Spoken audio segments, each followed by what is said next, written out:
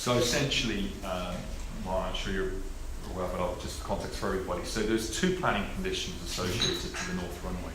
The first is that you can't use it at night, and night is deemed between 11 o'clock and 7 a.m. in the morning. So that's the first condition. The second condition is that the overall movements at the airport can't exceed 65 movements per night, okay, between 11 and 7 a.m.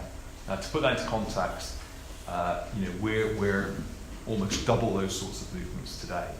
So the analogy would be you convert the attic in your house for a bedroom because you've got an expanding family, and as soon as you finish the conversion of that attic to put the new bedroom in for your family, you're told that you have to kick out one of your family members.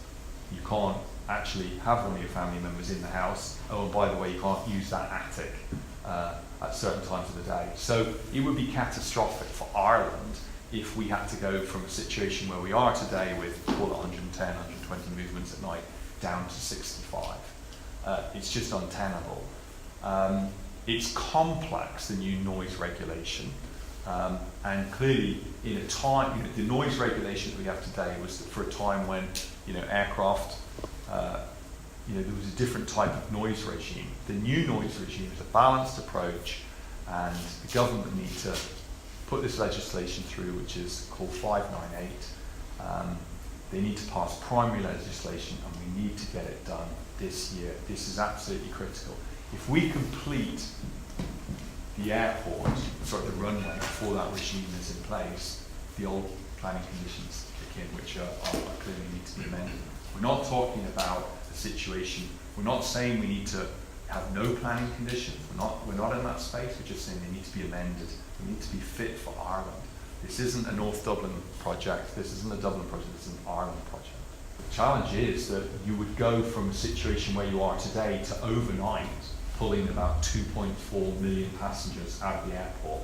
And I think that means that flights between 6 and 7 a.m. Remember, Ireland's competitive. We have a competitive disadvantage in terms of where we're located in Europe and because of the time difference. So if you had to suddenly restrict all those early morning flights so people can't get to Brussels or Frankfurt or Paris, and then leaving later in the day, what's that going to do for Irish competitiveness? Taking business out there. So we're not in a stage where we're saying there's no restrictions. I don't believe that. I believe we have to be a responsible member of the community we live in. I 100% believe that. But I think the planning restrictions need to be amended because today they're untenable. I think what we need is to have an independent, well-funded, well-resourced body. At the moment, that's obviously Fingal County Council, but an independent review on what's tenable. I mean, today we have one of the quietest fleets in Europe. 95% of our aircraft flying in and out of Dublin are Chapter 5, so that's the quietest. And I think, look, we want to be responsible, John, but we want to have an independent, competent authority, noise regulator that can look and, in a balanced way at what the needs are.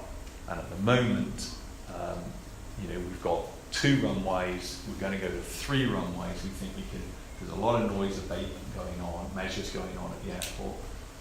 And I just think we need some clarity on it. Actually, we've had an extension of the planning, so the planning runs out in August 2022.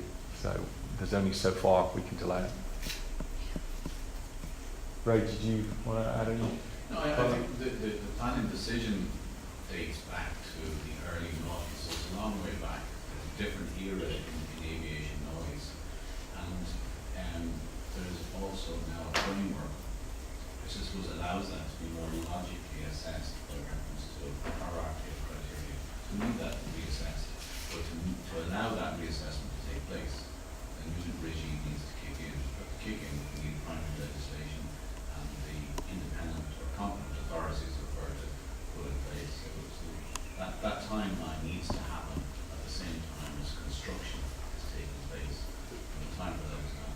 What's the last assurance you got from government on the legislation? What's the last contact you had with them? What did they say? Well, look, the Minister had PQs yesterday, and he was talking about it as an absolute priority. So we know it's a priority for them. We know that it's very high on the agenda. We know it's complex, but I think this isn't about DAA. This isn't about Dublin Airport. This is something of national importance. If Ireland can build that second runway and have planning conditions that are suitable for the times we live in, that is of enormous benefit to this country. And the old planning conditions are based on movements. I mean, at some stage in the future, aircraft are going to be silent because they're going to be electric. So to have a planning condition that's based on movements is just not relevant to the times we live in. We live in a time of continued noise reductions. We recognise we have to be a good partner in our community, but we need legislation to support this runway. And if it doesn't happen, 2.4 million passengers overnight will stop flying in and out of this country. I think the other thing that's important for Ireland is because we're an island, because we're in the country, connectivity is massive. So if you look at Dublin is probably connecting 5 times the island population almost, which is a bigger number by twice than say something like New Zealand. So the Dublin airport has the same number of international passenger numbers as Sydney and San Francisco combined. So it's a huge engine for the country, and therefore getting that connectivity for Ireland is key. The 1 hour and time difference in Europe is absolutely key. And of course the connecting Ireland to the east and to the west really means connecting in early morning and creating that virtuous circle which is allowing connecting flights out to Europe and to the UK. Fingal County Council has got to get up to speed. It's going to become the competent authority for noise regulation. They've got to hire people, they've got to resource, they've got, it's got to be independent, it's got to be challenged, robustly by all the different community groups that are involved. It just takes time, John. And, we need to get on and build this runway, and we can't be dilly-dallying around. This is look, I might be somewhat biased because I'm in on the middle of it, but I can't think of anything. This is major strategic importance. I mean, our kids are all going to benefit from Ireland being connected, and we don't have clarity on what that planning regime is at the moment. Now, I know the government's working hard and the ministers putting a huge amount of effort and resource into this, but we need clarity.